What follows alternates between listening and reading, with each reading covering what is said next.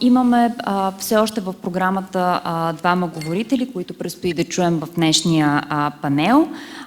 И без повече отлагане, следващия ни говорител е господин Игор Федик, който е журналист и също така ръководител на отдел Югоизточна Европа в мрежата за нови геополитически изследвания.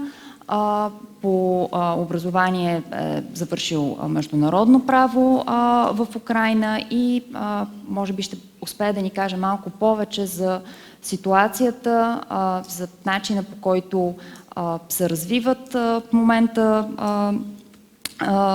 за настоящата ситуация, която наблюдаваме в Украйна, за причините, как се стигна до това и евентуално малко поглед в бъдещето, как бихме могли да противодействаме на заплахите от Кремъл предвид агресията, която наблюдаваме в момента.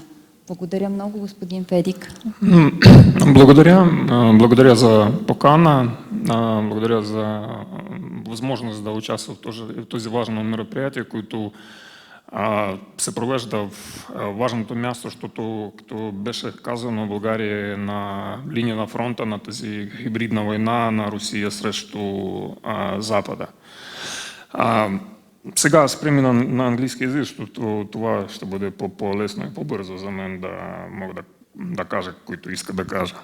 So if we talk about hybrid warfare in the context of Ukraine, I would say that it has gone, after the full-scale invasion of Russia of Ukraine, it has gone in some shadows. So we all see the full-scale invasion, the military actions in Ukraine, and these hybrid actions are not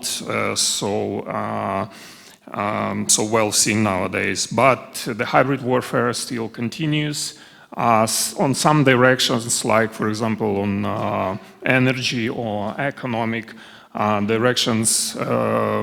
Russia uses not hybrid instruments, but direct military instruments, so by shelling the Ukrainian critical infrastructure or destroying the Ukrainian plants, enterprises, companies, predominantly in the eastern parts, the big plants, which created the huge part of the incomes to the Ukrainian budget. So it undermines very heavily the Ukrainian economical system. It also uses other different instruments like culture, religion, propaganda, but they doesn't have much effect nowadays. As for propaganda, it continues to use nowadays such things like it used before. It's want to oppose East and West Ukraine, East and Western population of Ukraine, say that Western population is of the higher sort, Eastern population is the minor sort, that the people who are now mobilized in the Ukrainian army, they are predominantly from the eastern part of Ukraine and they are fighting for the western part and so on and so forth. But this doesn't, with these narratives, Russia doesn't receive much effect because the people see what Russian world is what Russia and Russian state leadership and Russian soldiers are doing in Ukraine after Bucha, Irpin, Kharkiv region or Kherson region. So it's obvious that Russia is no more can be a partner for Ukraine and no more can be perceived as some kind of a brotherhood nation or whatsoever. Nowadays, the main goal of the Russian hybrid warfare in Ukraine, I would say, lies in the subversive actions aimed to make people come out to the streets and to organize protests against the state leadership and to overthrow the Zelensky and state leadership of Ukraine. And Kremlin sees this as by shelling the Ukrainian critical infrastructure, to have Ukrainian people without electricity, without heating, without water, so they might come up to the streets and overthrow the landscape. But again, Putin receives the totally opposite effect. We see the Ukrainian society is more united, and that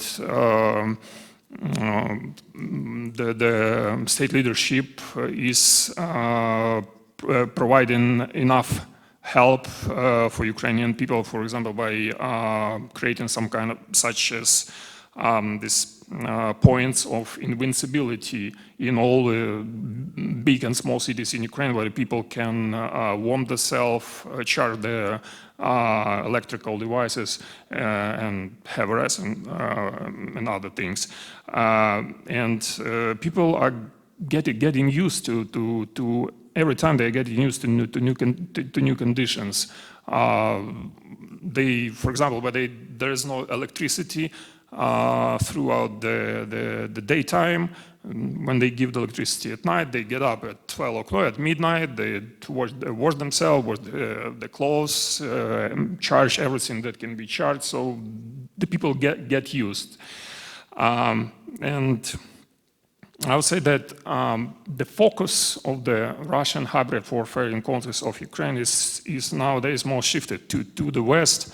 And Russia now is trying to make, so that the goal of the Russian hybrid warfare in context of Ukraine is to make the Western allies of Ukraine not to be united, to be disunited, and to prevent them from giving the military assistance to Ukraine. So the Kremlin wants to and also Kremlin, so it's like a task minimum for today to make the Western allies of Ukraine to push on Ukrainian state leadership to negotiate with Russia in such a way to stop military activities, military offensive operations on the front, which Putin is very afraid of.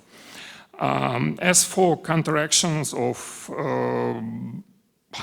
Russian hybrid warfare, and here is some experience from Ukraine. So there have to be three main things. First is the clear understanding from the government and the society that the country is under hybrid attack, or is the aim of the hybrid warfare. The second one is the wish from the government to counteract this hybrid warfare. And third is the practical steps. So the government is very important in this change because it has more leverages to counteract the Russian to counteract the hybrid warfare, and if it has the political will to counteract it, so I would say it's the 50% of it's the 50% of the success. As for practical measures, so and in the context of Ukraine, so they can be the closing for example, some Russian media or social media, preventing some disseminators of propaganda from entering the informational space of the country, like journalists or experts or representatives or state leadership, liberating of strategic documents in the sphere of information security, or liberating special legislative frames to counteract these informational threats. Also, different projects can be created, like both in governmental sphere and non-governmental. Like we have in Ukraine the so-called Stop Fake. It's a non-governmental organization which is unwilling the Russian hybrid and informational attacks, and is counteracting it. Or the Center for Strategic